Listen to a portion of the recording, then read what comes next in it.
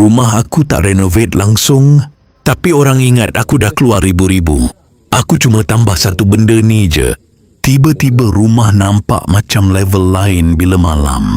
Serius, aku dulu selalu fikir, kalau nak rumah nampak mahal waktu malam, mesti kena buat perubahan besar. Kena renovate, pasang lampu mahal, kena tarik wiring satu rumah, baru boleh dapat vibe cantik macam rumah orang berada.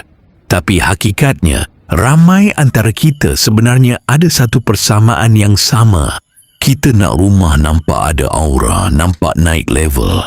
Tapi dalam masa yang sama, kita tak nak keluarkan bajet besar. Aku nak cantikkan rumah. Dan aku tak nak tunggu lama pun, walaupun sikit bajet. Jadi apa yang aku nak?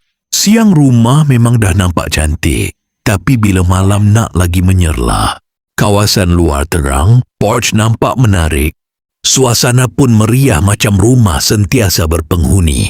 Bila balik kerja malam, buka gate pun terus rasa puas hati.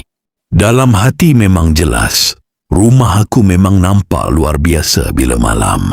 Sebab itulah apa yang aku nak kata. Bukan rumah tu yang tak cantik. Masalah dia lighting. Bila aku mula guna lampu solar RGB ni, benda pertama yang aku perasan adalah perubahan suasana yang terus ketara. Siang dia charge sendiri, malam dia menyala automatik.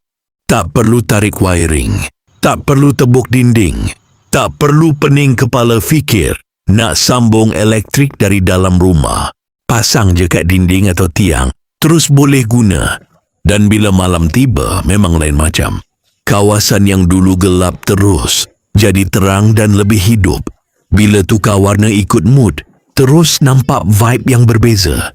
Kadang aku set warna warm bagi rasa cozy.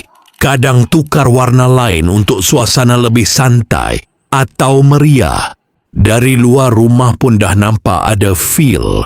Bukan sekadar lampu biasa. Dekat sinilah aku nampak persamaan yang ramai orang Malaysia alami. Kita semua nak rumah nampak mahal, tapi bukan dengan cara susah atau mahal. Kita nak perubahan yang simple tapi impact dia besar. Kita nak balik rumah dengan rasa puas hati, bukan rasa kosong. Kita nak duduk luar rumah pun selesa, bukan gelap dan suram. Yang paling best, semua tu aku dapat tanpa perlu ubah struktur rumah langsung. Tak ada renovate, tak ada kos upah orang, tak ada kerja berat. Hanya tambah lighting yang betul. Terus keseluruhan vibe berubah. Dari rumah biasa terus nampak ada nilai. Dari gelap terus jadi tempat yang orang akan pandang dua kali. Kadang kita ingat nak nampak mahal tu kena ubah segalanya. Padahal sebenarnya kita cuma perlukan satu sentuhan yang tepat. Lighting yang betul boleh ubah cara orang nampak rumah kita. Dan lebih penting, ubah cara kita sendiri rasa bila berada di rumah.